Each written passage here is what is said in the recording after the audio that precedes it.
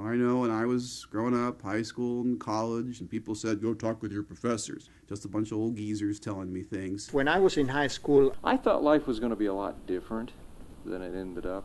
I didn't really know what I wanted to become. I thought that I was going to be A commercial airline pilot, an elementary teacher or a physical therapist, The only thing I wanted to do was to get out of high school. a history teacher.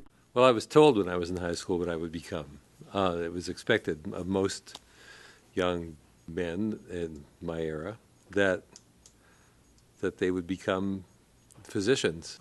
I went to Shenandoah Valley Academy back in Virginia, and there were several of us who, well, if you're going to be a successful Adventist, you need to be a doctor. which is what both my parents did.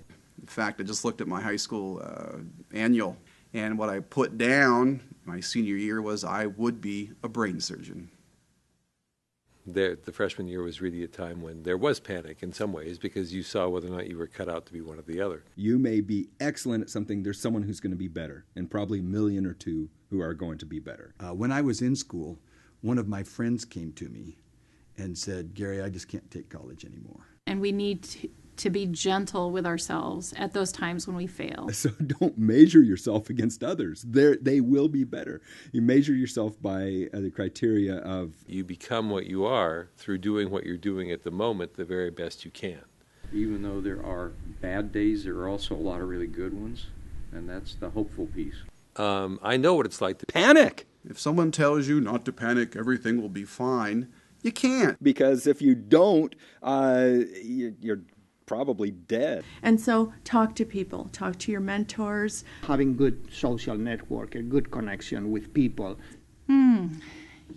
There's this thing in the world called faith.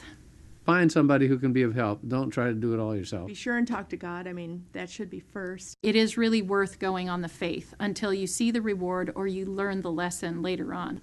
In any form that you can, talk to people. Share that. I pray with my hands open so that I remember it's not just me who is in this by myself, but God shares this burden with me. If, in fact, God has a dream for me, and I believe He does, then my real wish is to connect myself with God's dream so that I can cooperate with His plan. And then I don't do this all by myself. This is the ultimate friend. I said before, we need to find a friend when we're feeling the need for help.